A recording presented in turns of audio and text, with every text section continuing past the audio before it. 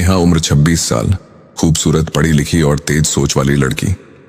शहर में पढ़ाई की, मगर शादी गांव के एक सीधे सादे लड़के मनोज से हो गई। मनोज का स्वभाव सौम्य था, जिम्मेदार था, लेकिन घर में एक और शख्स था, उसका छोटा भाई संदीप, जो शहर में पढ़ने के बाद अभी अभी गांव लौटा था। शुरू में नेहा ने संदीप को एक छोटे भाई की तरह देखा। वो हंसता, चुटकुले करता और सभी के बीच सबसे घुला मिला रहता। लेकिन नेहा को धीरे धीरे महसूस होने लगा कि संदीप की नजरों में कुछ बदल रहा है। वो अब उससे आंख मिलाकर बात नहीं करता था, बल्कि उसे छिपकर देखता। जब भी नेहा अकेली होती, संदीप आसपास मंडराने लगता। एक रात नेहा आंगन में खड़ी थी, जब अचानक पीछे से आवाज आई, भाभी, आप बहुत अलग हो, गांव की औरतों जैसी नहीं लगती।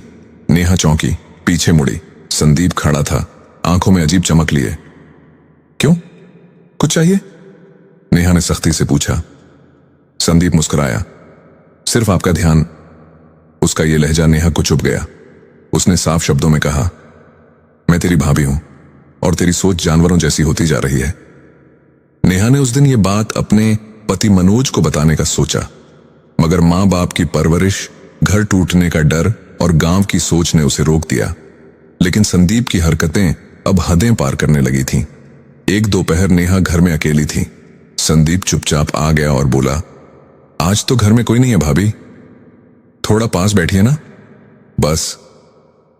अब नेहा का सब्र टूट चुका था। उसने हाथ में रखा बेलन उठाया और संदीप की तरफ उछाला। जानवर, आज के बाद अगर मेरी तरफ देखा भी ना, तो मैं खुद तुझे पुलिस के हवाले कर दूंगी। संदीप भागा, लेकिन नेहा ने फैसला कर लिया था, अब वो चुप नहीं रहेगी।